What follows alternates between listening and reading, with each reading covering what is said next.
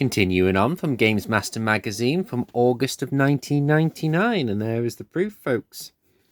We're now on the review of V-Rally 2. Did someone say they wanted to rip off Sega Rally? I wonder which one was more superior. Reviewer, data format, PlayStation, price £40, out now. Ooh. Developers, Infogames, publisher, Infogames, call, telephone number, players 1 to 4. Special features, analog, DualShock, multi-tap, other formats, none. So the PlayStation, the original PlayStation, had a multi-tap, which not many games used to have. Never had one myself, because I didn't have many people to play with back then. The reviewer, Oliver Hurley. The speed, the dirt, the crazy crashes, the passion, the pain, the accurate scenario. Anyway, suffices to say, V-Rally is back, and it's rather good. 3, 1, do. V-Rally 2. If there's one thing the PlayStation's not short of, it's driving games. But just as you think you're suffering from overload, along comes a new title that cacks on the rest from a considerable height. Ridge 4 managed it recently, and nipping at the heels like a rabid poodle on heat comes V-Rally 2. It's here once again. Reaffirm your faith in all things fast and four-wheeled. I must apologise. I think I need to put the other spotlight on. 1 second. That's better. I can actually read it because we're now nearing autumn/winter. Right. In many ways, it's very similar to the original V-Rally, although it also offers a host of improvements and new options. You still get to race 3 other cars on tracks set around the world. Your car does some of the most spectacular over-the-top flips ever seen in a racing game. See box 1. And it's still top rallying fun. There are plenty of cars to choose from.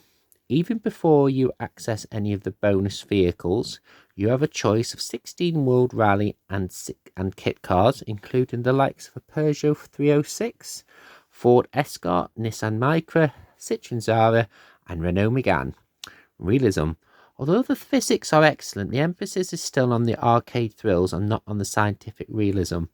So it's possible to tinker with your type, suspension, chassis, and gearbox rations, should you so desire. You also have the opportunity to each car a test drive before you make your decision.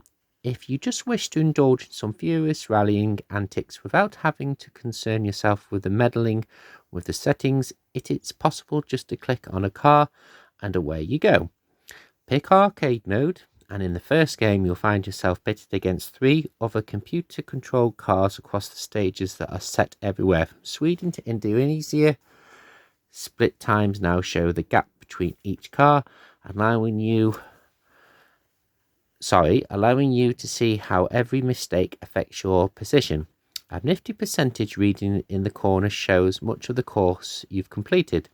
The V-Rally Trophy and Championship modes offer slightly different formats, such as not having checkpoints or having to repair damage to your car sustains. Okay.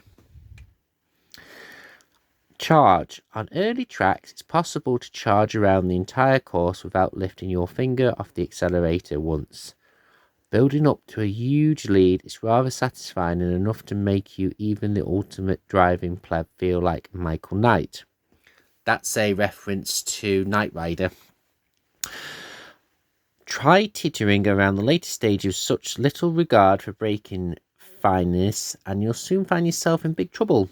You won't be in only one to crash and burn through the computer-controlled cars, often behave in a remarkably human manner. Sometimes they'll swerve unpredictably or drive in the roadside. It's possible to cause them to flip over. If you drive into them aggressively enough, there are even times when you will unexpectedly come across a car ahead of you that has come to a complete standstill. You can then take great pleasure in skating past it while it struggles to get going again. The satisfaction in doing that against a computer-controlled opponent, though, is nothing compared to the thrills of a multi-games. See box 5. Not only is there a usual split-screen two-player game with the aid of a multi-tab, you can also indulge in a 4-way drive-ups.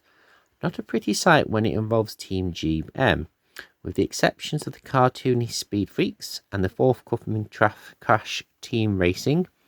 This is the first proper PSX racer to have such a feature, but wait, there's more. Yes, V-Rally 2 also indulges a sparsely delete track editor. You are given 50 blocks of track to play around with, which allows you to construct some pretty lengthy courses. Once you design the track of your dreams or your nightmares, you can whack it on the memory card.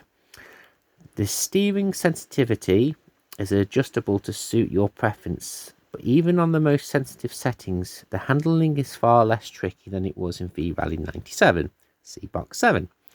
It's pretty difficult to widely oversteer, and even if you do, you don't go slipping and sliding out of control in the same way you did in the first game. You may hit a barrier and do a series of 360-degree flips, but that's another story. The terrains, rather than just looking a bit different to each other, actually cause the car to handle differently, forcing you to adjust your driving style slightly for each track. You really do get the feeling you are racing down a smooth tarmac road, stony track, muddy jungle path. The only slight gripes about the game are its presentation. Selecting a player is unnecessarily hard work. While the background are lovely, there are some minimal pop-ups and cars look blocky, spectacularly look like a cardboard shoot cutouts, not least because they don't bulge if you plough into them. The music is in an awful pile of sub-prodigy toss, and the effects should be more convincing. Despite these minor quibbles, V-Rally 2 still manages the tricky feat of maintaining a sense of realism without distracting from the game's pure arcade thrills. It's really fast, there are loads of different tracks that you can have, and up to 4 mates playing at once. What more could you ask for? If you're after a bit virtual rallying, then V-Rally 2 is difficult to fault. So, that's my initial part 1 of V-Rally from 2000... from August of 1999, I should say, not 2000. Never played it, so yeah. In the next video, I will be word for word the additional sections leading to the outcome of the game. But apart from that, the track editor looks interesting. Thank you very much for watching.